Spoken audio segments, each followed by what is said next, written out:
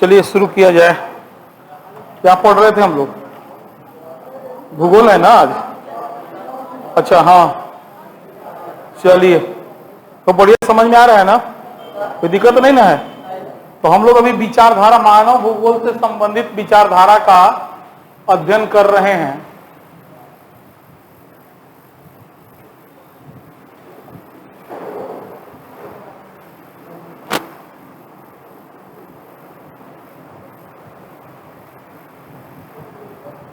ठीक है, यही ना पढ़ रहे थे कल?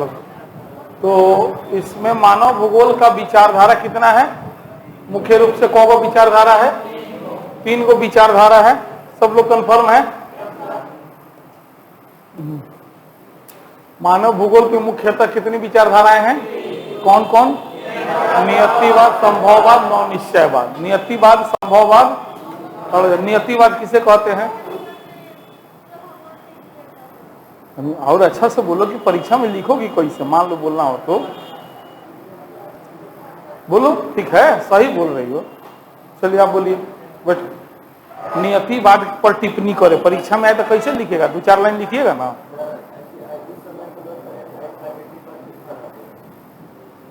क्यों बोल?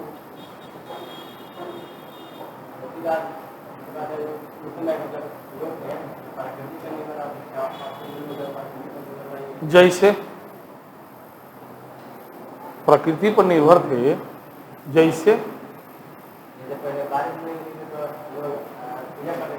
घरे हमर पढ़ावल का भाषा बोलत है, मैंने घरे साफ ना पढ़ रहा हूँ।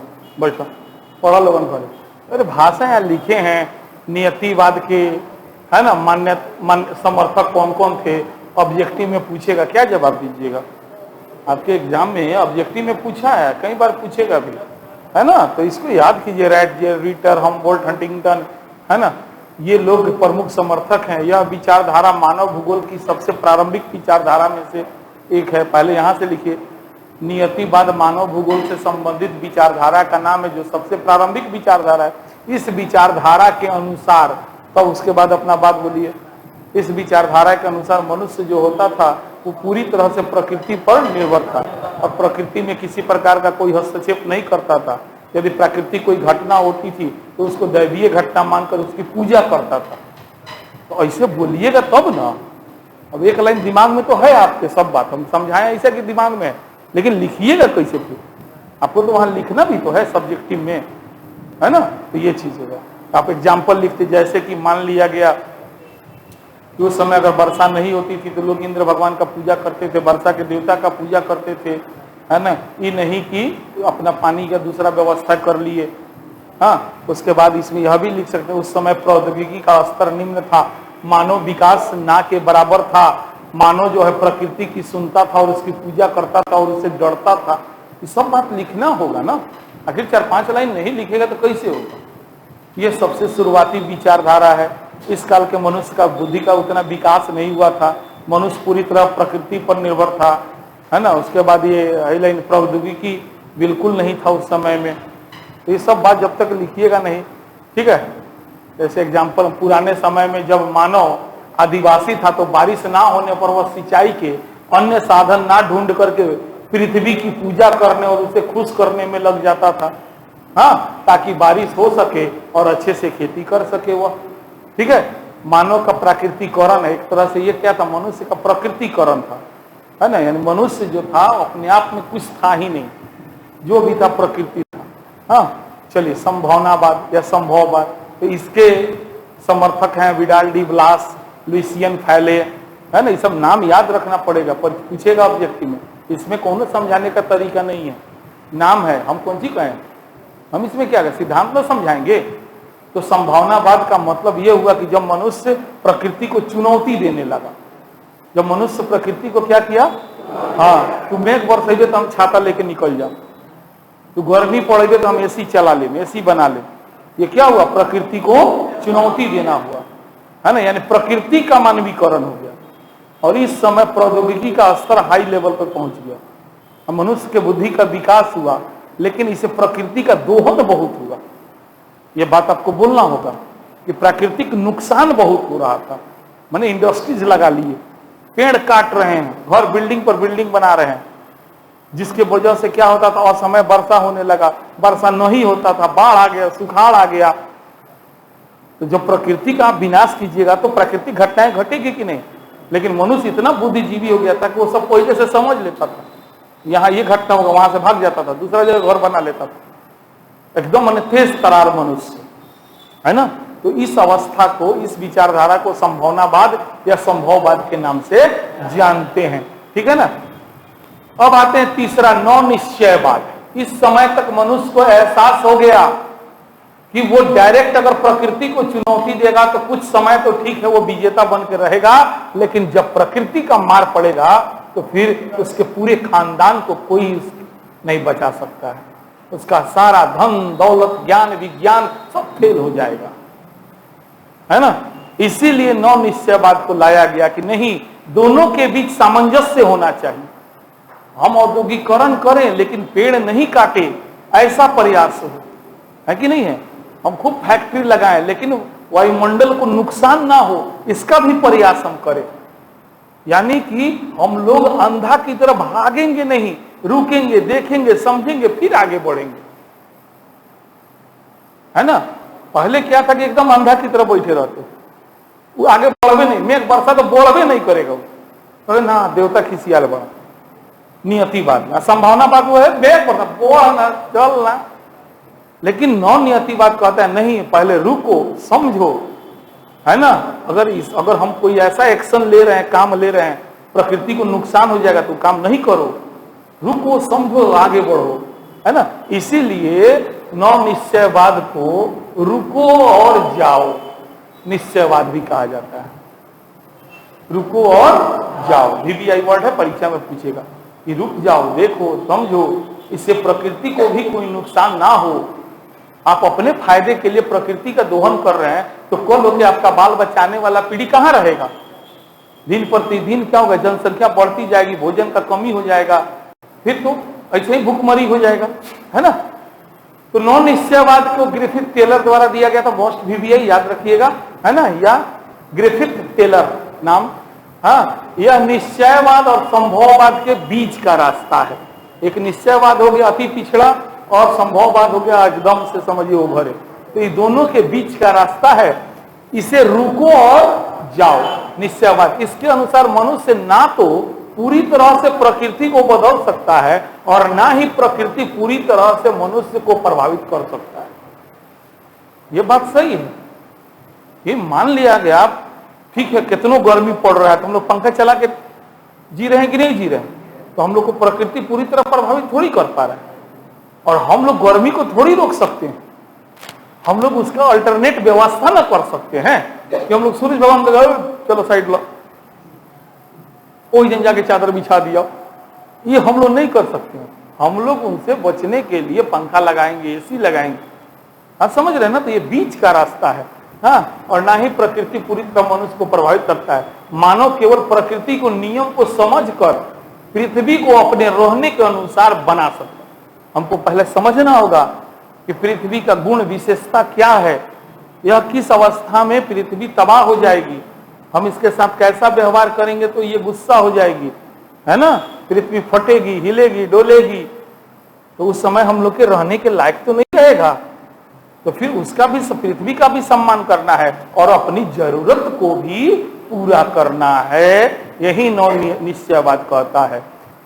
यह विचारधारा ना तो निश्चयवाद की तरह पूर्ण रूप से प्रकृति को मनुष्य के ऊपर है और ना ही संभववाद की तरह मानव को प्रकृति से ऊपर दिखाता है, बल्कि यह दोनों के क्या है, बीच का रास्ता है। इसकी विशेषता क्या होगी? इसकी विशेषता क्या है? पर्यावरण को नुकसान नहीं पहुंचाना है, प्रकृति को समझना है कि नहीं है। यह विचारधारा पर्यावरणीय निश्चयवाद और संभावनावाद के बीच का मार्ग प्रस्तुत करती है। यह पर्यावरण को नुकसान किए बिना समस्या को सुलझाने पर बल देती है कि बिना पर्यावरण को नुकसान पहुंचाए हम लोग आगे बढ़े। पर्यावरणीय निश्चयवाद के अनुसार मनुष्य न तो प्रकृति पर पूरी तरह निर्भर होकर रह सकता है और न ही प्रकृति से स्वतंत्र रह कर भी जी सकता है। प्रकृति पर विजय पाने के लिए प्रकृति के नियमों का पालन करना और उसे विनाश से बचाना होगा। प्राकृतिक देनों के प्रयोग करते हुए प्रकृति की सीमाओं का ख्याल रखना चाहिए। जैसे अगर हम औद्योगिकरण कर रहे हैं तो जंगल को नष्ट होने से बचाना होगा। यदि हम खनन कर रहे हैं तो अति खनन नहीं करना चाहिए, नहीं तो सब खत्म हो जाएगा, तो फिर आने वाला पीढ़ी क्या प्रयोग करेगी। ठीक है, तो इस टॉपिक में आपके परीक्षा उपयोगी प्रश्न ऑब्जेक्टिव सब हम एक बार फिर से चर्चा कर देते हैं। ध्यान दीजिए, इस टॉपिक में आपका सबसे पहला क्वेश्चन बनता है मानव भूगोल की प्रकृति और विषय क्षेत्र पर टिप्पणी करें। सब्जेक्टिव में दे देगा मानव भूगोल किसे कहते हैं, इसके विषय क्षेत्र कौन कौन से हैं, आप समझ रहे हैं। तो हम मानव भूगोल का आपको परिभाषा लिखना होगा, भूगोल का नहीं, मानव भूगोल का। हाँ, और उसके बाद इसका जो विषय क्षेत्र यहाँ नीचे पूरा लिस्ट दिए हुए हैं, ये सब है ना, ये सब डाल दीजिएगा, यहां से आएगा। दूसरा, अगर ऑब्जेक्टिव का बात करें तो यहां से आपके बहुत सारे ऑब्जेक्टिव निकल के सामने आते हैं।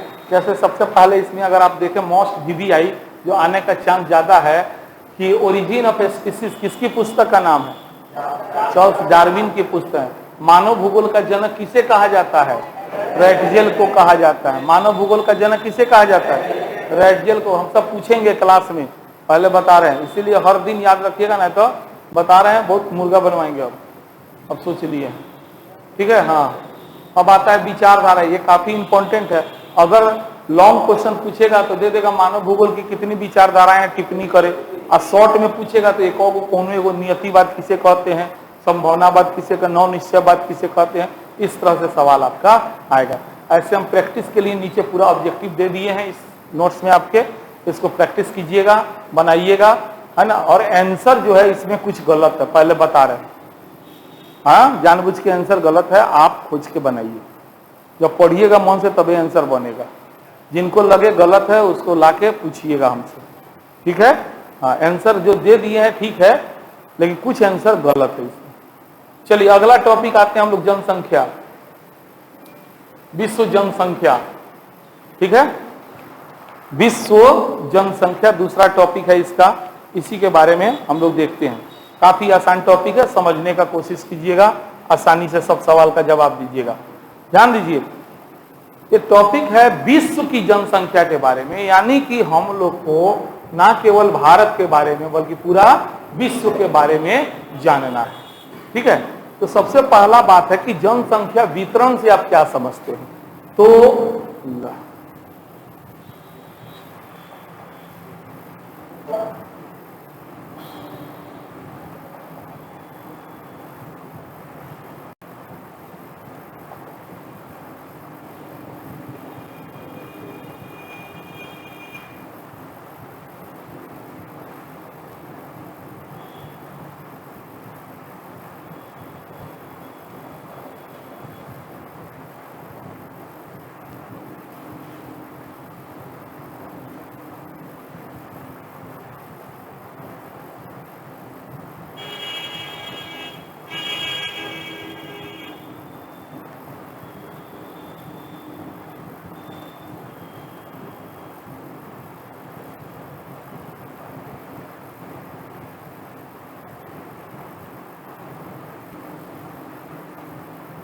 चलिए, ये हम लोग का विश्व है और यहीं पे हम लोग को देखना है जनसंख्या।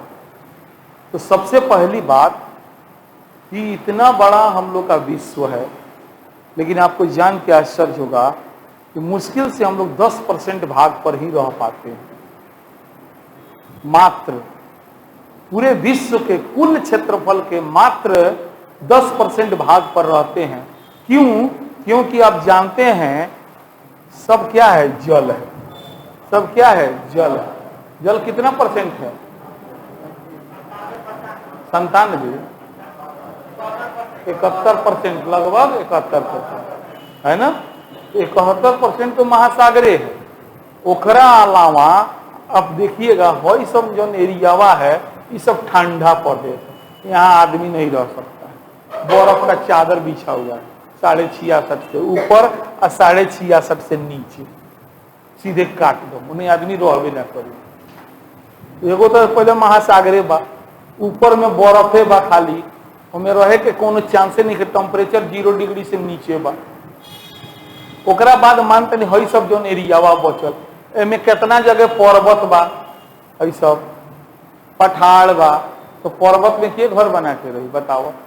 हाँ, कोई कोनो ऐसा देश बा जहाँ चारों तरफ मरुस्थले बाटे, है ना। अब जैसे अफ्रीका में है, ऑस्ट्रेलिया में है ना, अपने भारत में भी राजस्थान साइड में है, देख रहे हैं ना। तो 10% बहुत हो गया, समझ जाइए आप कि पहले तो 71% पर जले जल है। खूब बढ़िया फोटो दिमाग में बनाइए, जले जल है चारों तरफ। उसके बाद अब स्थल पे आते हैं तो स्थल पे आपको पर्वत, पठार, बालू, जंगल, है ना, ये सब मिलेगा कि नहीं मिलेगा। तो फिर ये रहने के लायक जगह थोड़ी रह गया, है ना। तो रहता आदमी जनरली कहाँ पे है, तो वहां पे रहता है जहां पर उसको सभी तरह की सुविधाएं मिले, उसके रहने के अनुकूल हो। जनरली वो जगह समतल होता है ना। तो जो जगह समतल होगा उस जगह पे आदमी जो है आसानी से अपना जीवन यापन कर सकता है। क्लियर है कि नहीं है। तो जनसंख्या वितरण का यही मतलब है कि जनसंख्या ज्यादा कहाँ होगा, कम कहाँ होगा, बहुत कम कहाँ होगा, है ना के बराबर न ही कहाँ होगा। तो जो जंगली एरिया है वहां जनसंख्या नहीं होगा, पर्वतीय एरिया है वहां जनसंख्या नहीं होगा, बलुई एरिया है वहां जनसंख्या। इराटा थोड़े मार रही, तो आप लोग जानबे करते, हम याद करा रहे हैं, फिर से याद करा दे रहे हैं, है ना। तो इसीलिए पहला ही सवाल है जनसंख्या वितरण का मतलब क्या है, पूछिएगा। तो जनसंख्या वितरण का अर्थ है पृथ्वी की सतह पर लोगों के वितरण की व्यवस्था, माने कहां कहां कितना कितना लोग बा, यह चीज के अध्ययन जनसंख्या वितरण में करल जाला। कौन देश में, देश के उ राज्य में, कौन क्षेत्र में कितना कितना लोग बा, कहाँ कहीं ज्यादा लोग काहे बा। ज्यादा लोग के मतलब है कम एरिया में ज्यादा लोग, आ कम लोग के मतलब है कि बड़का एरिया में, ओकरा के जनसंख्या घनत्व कहल जाला। एक बाद बताएं हम, है ना, माने 1 किलोमीटर में कितना लोग बा, एकरे के जनसंख्या घनत्व कहल जाला। 1 प्रति किलोमीटर मान लेनी कोनो। चल आगे बताएं, पहले जनसंख्या वितरण समझ में आ गया कि पृथ्वी पर ऐसे ही जो है रहने के लायक जगह बहुत कम है। क्यों? क्योंकि पृथ्वी पर 71% पर महासागर हो गया। उसके बाद स्थल पर पर्वत है, जंगल है, बालुई एरिया है कि नहीं है। तो ऐसे जगह पे मनुष्य नहीं रह सकता, यह उसके अनुकूल नहीं है। तो इसी को डाटा के रूप में बताया। तो जनसंख्या को समान रूप से वितरित नहीं किया जा सकता है। ई ना कि भाई चलो 1 किलोमीटर बाद तू रहिए, ओकरा 1 किलोमीटर बाद तू रहिए, कोई ओकरा 1 किलोमीटर बाद जंगल हो गल तो हमारा तो हिस्सा जंगल मिल गल, तो हम जंगल में क्यों रहे। तो एकदम समान तरीका से ना बांटल जा सकता। मान लो रहे लाख जगह बात, सब लोग चाहिए यही जगह रहे। काहे मोतिहारी शहर के जमीन के दाम ज्यादा रहेला, क्योंकि सब लोग चाहेला कि हम यही जगह रहे। डिमांड एकर का बा बहुत ज्यादा बा, तो दाम ज्यादा हुई जे। काहे कि सुंदर बा, जगह बा, रहे लायक बा, स्कूल, कॉलेज, सिनेमा और हॉस्पिटल सब कुछ बा। हाँ, अब वो देहात में ये सब नहीं के, तो वहाँ के जमीन के दाम यहाँ से कम बा। तो जंगल में चल जाइए, जंगली टाइप एरिया में वहाँ जमीन के दाम और कम हुई। क्या कि इतना तुम रहिए पैबा ना खेती कर पैबा, तो लेके करब का बात समझ आओ तेन।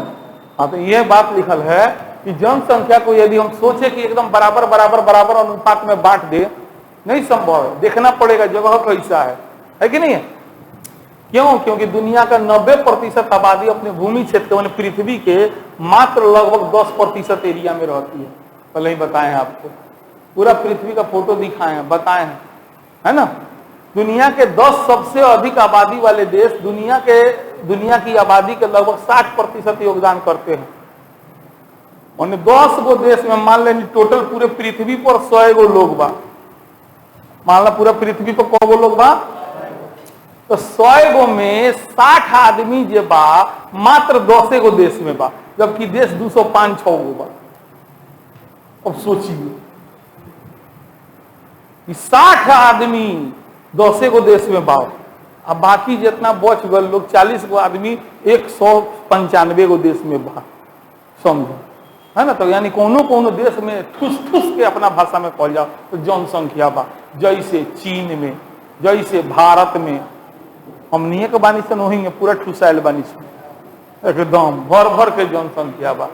चलिए जनसंख्या घनत्व तो क्या है, तो जनसंख्या घनत्व तो क्या है, चलिए इसको समझ जाइए। एकदम मैथमेटिकल तरीके से आप इसको बना के परीक्षा में लिखिएगा, अच्छा नंबर आएगा, है ना। हम बताए हैं कि प्रति वर्ग किलोमीटर क्षेत्रफल में रहने वाले लोगों की संख्या को, तो छोटा सा एग्जांपल देते हैं, मान लें 10 किलोमीटर के एरिया बा, मान लो, और वो एरिया में मान लेनी कि 5000 लोग रहता, तो एक पर जनसंख्या घनत्व तो कितना हुई, तो प्रति वर्ग किलोमीटर में, तो चूंकि 10 किलोमीटर में 5000 लोग, इसीलिए 1 किलोमीटर में 5000 बटा 10 यानी 500। बाप रे, बड़ा भीड़ हो गई। तो आप अलग देखिए, अभी देखिए 10 किलोमीटर में हो सकता है कि 10 किलोमीटर का मान लीजिए एरिया है, ये 10 किलोमीटर है, तो हो सकता है कि ये 5000 जो कुल लोग हैं, हो सकता है 2000 इतने दूर में होके, फिर थोड़ा थोड़ा इन्हें बटलोगे, थोड़ा इन्हें बटलोगे, लेकिन जब हम घनत्व को निकालेंगे तो हम टोटल को 1 मानेंगे। हाँ, सारा जनसंख्या को 1 मान के भाग दे देंगे, कुल जनसंख्या बाटा कुल क्षेत्रफल इक्वल टू जनघनत्व। निकल जाए कि नहीं निकल जाए आसानी से? बिल्कुल वैसे ही निकालिएगा आप लोग, ठीक है? ठीक है, देखिए यहां भाषा में एकदम आसान भाषा में लिखे हैं, प्रति इकाई यानी 1 किलोमीटर क्षेत्रफल पर निवास करने वाले व्यक्तियों की औसत संख्या को जनसंख्या घनत्व कहते हैं। जनसंख्या घनत्व मापने के लिए कुल जनसंख्या को कुल क्षेत्रफल से भाग दे दिया जाता। अभी निकाल के बताए नहीं है कि कुल क्षेत्रफल मोननी 10 किलोमीटर बा, रहे वाला 5000 लोग बा, तो प्रति वर्ग किलोमीटर कितना होगा? 500, यानी कि जन घनत्व एरिया के कितना होगा? 500, है ना? खूब पूछेला अपने के एग्जाम में। यहाँ भी एक उदाहरण से दे दिए हैं, मान लीजिए किसी देश की जनसंख्या है ना 10 लाख है, कितना है? 10 लाख है, और वहां का क्षेत्रफल जो है 10,000 वर्ग किलोमीटर है। बताओ लोगों, जन घनत्व कितना हो जाए? तो 10 लाख जनसंख्या बा, 10 लाख बटा कितना? 10,000 है, 10 जन हुई, 3 गो 4 गो 100 हुई, कितना हो जाए? 100 हुई, कितना हुई? हाँ, तो वर्ग किलोमीटर है। इस स्थिति में वहां जनसंख्या घनत्व तो कितना निकला? देखिए 100 लिखा है, बना के लिखिए उसी नोट। ऐसे क्षेत्र जिसकी जनसंख्या 100 व्यक्ति प्रति वर्ग किलोमीटर से अधिक है, उसको सघन आबादी बने भीड़ भाड़ वाला आबादी कहा जाला। बात समझ गए? जौन क्षेत्र के जन घनत्व जनसंख्या घनत्व 200 से अधिक होला, ओकरा के कैसन आबादी कहा जाला? सघन आबादी। हाँ, कुछ क्षेत्र बने सघन, सघन चाहे धनी बाते के है, सघन चाहे धनिक बने अधिक वाले क्षेत्र उत्तरी पूर्वी अमेरिका में खूब लोग बा, उत्तरी पूर्वी यूरोप, पश्चिमी यूरोप में, दक्षिण पश्चिम और पूर्वी एशिया में हमनी के ओरी खूब लोग बा। अब बहुत कुछ क्षेत्र बहुत कम आबादी वाले हैं, तो कम आबादी वाले अभी फोटो में बतानी है कि जहाँ का हो बर्फ पड़त हो, मान लो पृथ्वी बा तो 66.5 डिग्री के ऊपर जानता रहा लोगों कि बर्फीला जगह है, तो वहाँ जनसंख्या का हुई? कम हुई। अफ्रीका के मरुस्थल में जनसंख्या कम हुई, ऑस्ट्रेलिया के मरुस्थल में कम हुई, जहाँ पर्वत हुई वहां कम हुई, है ना? तो कुछ क्षेत्र घनी आबादी वाले हैं, तो कुछ क्षेत्र कम आबादी वाले भी हैं, जैसे ध्रुवीय क्षेत्र, है ना, जैसे पर्वतीय क्षेत्र, आप अपने मन लिखिए परीक्षा में, जैसे बलुई क्षेत्र, है ना, ऐसे करके लिखिएगा, ठीक है? चलो, जनसंख्या वृद्धि दर, जनसंख्या वृद्धि दर एक बार समझा देंगे, 50 तरीका का सवाल आता है, सब लिख के आइएगा। हाँ, जनसंख्या वृद्धि दर, जनसंख्या वृद्धि, ये वृद्धि जो शब्द है ये 2 चीज बताता है, बढ़ रहा है कि घट रहा है। आप ये मत सोचिएगा कि इसके द्वारा केवल हमें बढ़ने का बात पूछ रहा है। वृद्धि धनात्मक भी हो सकता है और ऋणात्मक भी हो सकता है। सबसे पहला बात समझ लीजिए, वृद्धि धनात्मक भी हो सकता है और किसी भी स्थान के जनसंख्या को प्रभावित करने वाले 3 प्रमुख कारण होते हैं। वो है नंबर 1 जन्म दर कितना है, मृत्यु दर कितना है, और वहां से लोग आ या जा कितना रहे, प्रवास या उत्प्रवास बोलते हैं। सब पीएचडी वाला से पूछबो ना तो है ये कोई जनसंख्या को दू जन्म दर मृत्यु दर देख लो, ये भाई जन्म मृत्यु सब बरोबर बा फिर भी जनसंख्या बढ़ गल के गए, तो बाहर से लोग चल आये लोई बात समझल कि ना हमारे बात। हम मोतिहारी शहर के जनसंख्या बढ़त है तो एक मतलब का बोल जन्म दर बढ़त है ना, गांव छोड़ के लोग शहर में आवत है तो जनसंख्या प्रभावित होते है कि ना होते। तो एक बहुत महत्वपूर्ण तथ्य है, ये तीनों को देखना पड़ेगा। अब ये तीनों का कॉन्सेप्ट क्या है ये चीज समझिए। कोनी के ऊपर जो सो जनसंख्या धनात्मक कब होगा, अभी इसको साइड में रखिए, जब वक्त आएगा तो इसको बताइए। जनसंख्या धनात्मक माने अधिक कब होगा, जब जन्म दर कैसा हो, अधिक हो, और मृत्यु दर क्या हो, कम हो। माने जन्म लिया 100 गो और मारा 20 गो तो 80 गो बढ़ गई कि ना बढ़ गई, तो इससे धनात्मक वृद्धि कहते हैं। क्लियर। जब जन्म दर क्या हो जाए, कम हो जाए, और मृत्यु दर क्या हो जाए, बढ़ जाए, तो इसको ऋणात्मक कहते हैं। क्यों, एग्जाम्पल में देखिए, जन्म दर कम है 50 गो है, मरे वाला 70 गो है, उल्टे 20 गो घाटा लाग गए कि ना लग गई। तो वृद्धि दर को 2 आधार पे चेक करिएगा, एक धनात्मक में और नहीं तो धनात्मक होने का कंडीशन क्या है, तो जन्म दर अधिक हो, मृत्यु दर कम हो। कुछ क्लास के बाद प्रवास भी घुसा देंगे, अभी दुइये को समझिए। एक बेर में तीनों बताम तो ब्रेन तो निकल लगी हैंग करे, ठीक बा। हम तो खेलता नहीं, इंटर के पढ़ावे में हमरा इतना मजा आवे तो उनको दिन उठ के चल आइले। कंपटीशन में तो तनी देखो कि आगे पढ़ेला तनका, उन्हीं के तो लागे लगी एक्स्ट्रा ना पढ़ा दी, दौड़े लागे मोने में कहीं कुछ ज्यादा ना हो जाए। अब दिन भर पढ़ाओ कंपटीशन, एगो बैच तो नहीं पढ़ाई ले, बस वो मोह माया के जाल बा, जमान से निकल गल बा कि वादा कर तनी पढ़ाए में, एगो वे वादा निभावत नहीं ना। तो पढ़ावला में हमरा कोनो लजत नहीं कि तुनियो के समझ में आवत है। एक जगह कंपटीशन के बैच रही तो खड़ा होकर के जगह ना रही, लेकिन फिर भी सब चीज पैसे थोड़े है कि नहीं। आप लोगों को ज्ञान मिलेगा, कंपटीशन में आइएगा, फिर नौकरी का तैयारी कीजिएगा, अच्छा पद पे चल जाइएगा, बुढ़ाड़ी में हुए ना काम आता है। अरे ठीक है 2 रुपया नहीं दीजिएगा, इज्जत तो कीजिएगा ना। ऑफिसों में जाएंगे तो ऐसा थोड़े है कि आप हमारा कहेंगे क्या बात है, सवाल नहीं थे बोले के। वो तो देखते गुरु जी जल्दी कुर्सी ले आओ, ठंडा मंगाओ, है सीना तन के ये मेरे गुरु जी। एक चीज हम देखें, लोग गुरु माता पिता से पीछे नहीं हटता, बाकी दोस्त के पहचाने से इनकार कर दी, गर्लफ्रेंड के तो भुलाइए दी, लेकिन बाप मातारी गुरु के नाम भुलाला, अगर सच्चा गुरु है तो। इसलिए वही सबसे बड़ा इनाम है, हर चीज पैसे में थोड़े तोला जा सकता है। तो इसलिए दिल से पढ़ाते, मजा आता है पढ़ाने में, खिलाते हैं आप लोग को।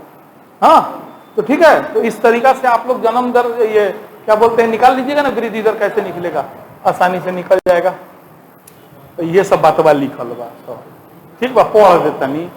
किसी क्षेत्र में एक निश्चित समय अवधि में तो जन्म दर मृत्यु दर देखे कोई तो 6 महीना में देखे के बाद, 1 महीना में चेक करे के बाद, 1 महीना में क गोड़ा जन्म ले रे 20 गोड़ा, मरल क गोड़ा रे तो 30 गोड़ा, तो जाए तो ऋणात्मक हो गई।